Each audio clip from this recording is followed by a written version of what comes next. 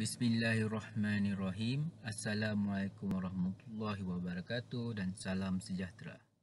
Guna pakai prinsip izin makluman awal bebas telus (IMA-BT) dalam prosedur operasi standard pajakan tanah reserve orang asli. Ikuti kupasan kertas konsep ini bersama saya, Raja Muhammad Syarul Izzuan bin Raja Muhammad Zain, pelajar sarjana falsafah pentadbiran dan pembangunan tanah Universiti Teknologi Malaysia. Untuk skop pembentangan saya pada hari ini, ada 4 perkara utama iaitu bermula dengan pengenalan, kemudiannya pajakan tanah reserve orang asli, diikuti dengan topik izin makluman awal bebas telus (IMA-BT) dan diakhiri dengan perbincangan dan kesimpulan. Kita teruskan kepada sesi pengenalan. Mulakan dengan prosedur operasi standard di mana seperti mana semua sedia maklum, ia merupakan panduan yang digunakan untuk memastikan kegiatan operasi sebuah organisasi atau syarikat berjalan lancar. Sudah pastinya prosedur operasi standard ini amat penting untuk dijadikan rujukan bagi mana-mana kaki tangan untuk menjalankan sesuatu proses dan untuk memastikan ianya standard dan beroperasi dengan baik. Jadi prosedur operasi standard dalam menguruskan pajakan tanah reserve orang asli mestilah mengambil kira penyelarasan tindakan antara Jabatan Kemajuan Orang Asli iaitu JAKWA dan pihak berkuasa negeri PBN. Kenapa ianya begitu? Kerana di bawah JAKWA sendiri ada aktanya iaitu Akta Orang Asli 1954 yang perlu diikuti dan dijadikan rujukan, dan sudah pastinya di peringkat PBN apabila merujuk kepada perkara berkaitan tanah, sudah pastinya Kanun Tanah Negara 1965. Dan serta kita perlu juga melihat pada saranan agensi antarabangsa tentang keperluan prinsip IMA-BT. Jadi perkara ini kita akan sentuh kemudian. Jadi secara asasnya kepentingan mematuhi IMA-BT ini ada dinyatakan dalam bab 3 United Declaration on the Rights of Indigenous Peoples (UNDRIP) yang menyatakan keperluan setiap organisasi untuk mendukung UNDRIP itu sendiri. Jadi kita teruskan ke topik seterusnya. Tanah reserve orang asli. Apa yang dimaksudkan dengan tanah reserve orang asli? Jadi secara amnya tanah reserve orang asli ni tidak mempunyai dokumen hak milik, dan apabila direservekan tidak ada sebarang premium dikenakan oleh kerajaan negeri untuk pereservan tersebut. Ia berbeza dengan tanah reserve persekutuan yang di bawah kawalan JKPTG, jagaan JKPTG, di mana apabila dipohon untuk direservekan perlu dibayar premium.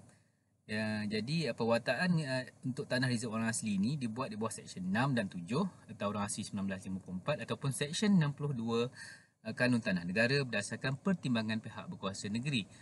Jadi tanah reserve orang asli juga adalah di mana ia meliputi kawasan penempatan, kawasan rayau, kawasan pertanian dan kawasan perkuburan yang berkait rapat dengan adat resam masyarakat orang asli di satu-satu kawasan tersebut.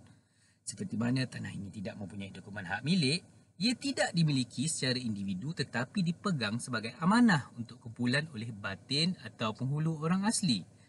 Jadi pegawai-pengawal untuk tanah reserve orang asli juga adalah ketua pengarah JAKWA yang bertanggungjawab menasihati kerajaan persekutuan dan negeri. Dan kuasa melulus atau menolak pula adalah di tangan pihak berkuasa negeri. Jadi mengikut data yang saya perolehi, tanah orang asli yang diwartakan adalah sebanyak 25% iaitu 33,219.99 hektar tanah berbanding 132,613.04 hektar yang seharusnya direservekan di semenanjung Malaysia. Bakinya setakat ini 52% adalah di peringkat permohonan warta, 15.36% telah lulus dalam Majlis Mesyuarat Kerajaan di peringkat negeri, manakala bakinya 6.97% masih belum dibuat sebarang permohonan rasmi ke pihak berkuasa negeri. Okay, kita beralih ke jenis-jenis tanah reserve orang asli, di mana di sini terdapat dibagi kepada 3 mengikut Akta Orang Asli 1954 dan juga Kanun Tanah Negara. Jadi di bawah reserve orang asli Seksyen 6 Akta Orang Asli 1954, ia boleh dipajak kepada orang asli dan bukan orang asli dengan syarat ianya dirundingkan dengan Ketua Pengarah JAKWA terlebih dahulu.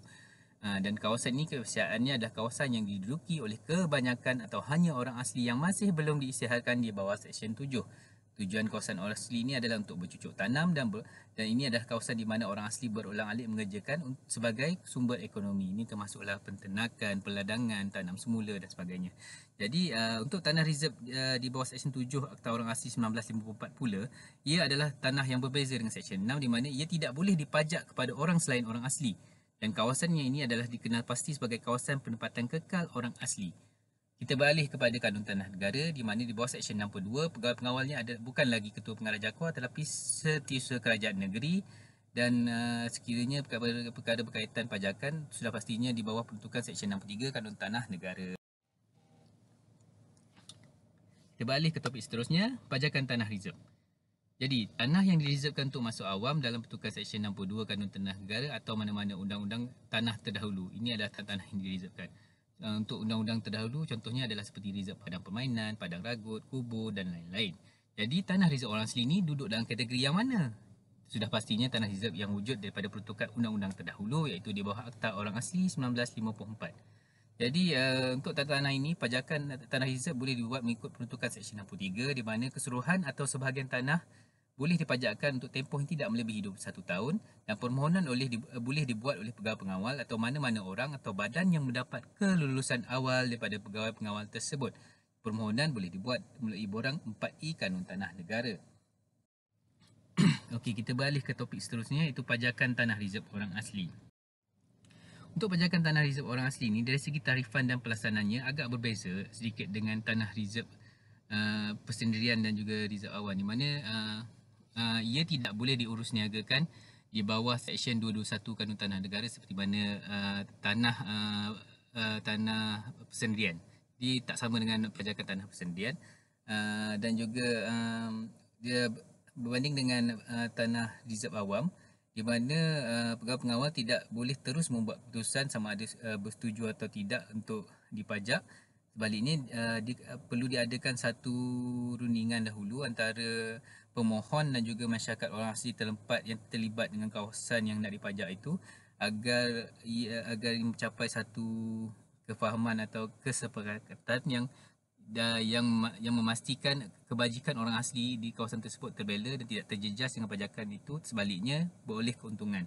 Jadi kemudian barulah Ketua Pengarah Jaguar boleh memberikan ulasan sama ada bersetuju dengan syarat, menolak atau tidak permohonan tersebut dan diserahkan kepada kajian negeri untuk diputuskan. Jadi penggunaan pajakan tanah reserve orang asli ini adalah kebiasaannya untuk tujuan menara telekomunikasi, untuk tujuan projek-projek pertanian, projek-projek tanam semula dan juga ada juga projek yang berimpak tinggi yang besar seperti empangan hidro di Perak sebagai contoh. Jadi jabatan yang bertanggungjawab sudah pastinya seperti mana yang saya katakan daripada tadi iaitu Jabatan Kemajuan Orang Asli, itu Jaguar. Jadi kuasa Ketua Pengarah Jaguar ini adalah sama seperti kuasa seorang pegawai pengawal tanah reserve yang lain. Jadi segala keputusan iaitu sama ada lulus atau tolak akhirnya adalah diputuskan oleh pihak berkuasa negeri dan pihak berkuasa negeri mempunyai tanggungjawab fidusiari lah di mana apa saja yang nak diluluskan di kawasan orang asli ini mestilah memastikan orang asli terbela, kebajikan mereka orang kata tetap dijaga dan tidak akan mempunyai impak negatif kepada mereka lah. Jadi kita beralih kepada topik izin maklum awal bebas telus, IMABT. Jadi apa yang dimaksudkan dengan IMABT ni? Jadi sebelum itu IMABT ni atau nama Inggerisnya adalah Free Prior Info Consent di mana pada 2011 Malaysia telah mempersetujuinya di PBB. Jadi mengikut IMABT, individu dan komuniti harus dimaklumkan dengan tepat, menggunakan bahasa yang mudah difahami mengenai projek yang mungkin memerlukan penggunaan tanah mereka. Jadi prinsip pertama bebas telus bermaksud persetujuan sukarela. Jadi maksudnya persetujuan itu mestilah sukarela, tak ada unsur paksaan. Masa pun kita tak desak mereka, tak ada time frame, tak ada tempoh waktu tertentu yang mereka kena bagi keputusan. Mereka boleh menggunakan ambil masa sebanyak mana yang diperlukan untuk buat keputusan tanpa ada unsur-unsur manipulasi dan intimidasi dan sebagainya. Jadi prinsip seterusnya awal di mana sebagai contoh sekiranya pelabur berhasrat untuk memajukan kawasan atau membuat pembangunan tanah di kawasan orang asli di reserve orang asli tersebut, di peringkat awal telah pun kita bagi tahu kepada orang asli apa hasrat tersebut dan apa yang akan dilakukan kemudian. Bukannya dah tunggu lulus, dah ada kesefahaman dengan kajian baru nak bagi tahu nak libatkan orang asli. Jadi beralih kepada prinsip makluman pula, di mana makluman itu mestilah jelas, mestilah lengkap. Sebagai contoh, segala impak negatif, impak positif, impak terhadap alam sekitar, impak ekonomi terhadap orang asli dan sebagainya mestilah diberitahu daripada awal, dan sekiranya ada pertambahan maklumat mestilah dikemaskini dari semasa ke semasa. Dan maklumat pula perlu disampaikan dalam bahasa yang difahami oleh masyarakat orang asli di kawasan tersebut. Contohnya, kalau sekiranya mereka tidak boleh berbahasa Melayu atau bahasa Inggeris, perlulah disampaikan dalam bahasa mereka oleh orang yang mereka selesa bertemu, dan juga di tempat yang mereka selesa berada lah untuk menyampaikan untuk disampaikan maklumat tersebut. Kemudian kita pada prinsip izin pula, keputusan kolektif pemegang hak dicapai melalui proses membuat keputusan secara adat. Maksudnya di sini keputusan adalah secara kolektif, bukan daripada seorang, bukan daripada batinnya, tapi daripada kelompok komuniti tersebut. Majoriti setuju baru dianggap konsen itu dipersetujui lah. Okay, kita balik kepada perbincangan dan kesimpulan. Jadi intipati imabiti adalah berpegang kepada hak orang asli memilih untuk terlibat, berunding dan memutuskan untuk memberikan atau menangguhkan sesuatu persetujuan. Jadi tak ada had tempoh. Jadi kalau kita ambil masa bertahun-bertahun lah jawabnya. Jadi ini kita nampak ada sedikit pertembungan dengan orang kata hasrat kerajaan, di mana kerajaan ini bekerja dengan mempunyai KPI dan tempoh waktu tertentu dalam proses satu perkara mengikut perundangan di bawah Kanun Tanah Negara 1965 dan Akta Orang Asli 1954. Jadi mereka bekerja dengan adanya jangka waktu tertentu yang perlu menyiapkan sesuatu. Jadi oleh kerana itu, imabat ini merupakan satu proses yang tiada perpatan tempoh.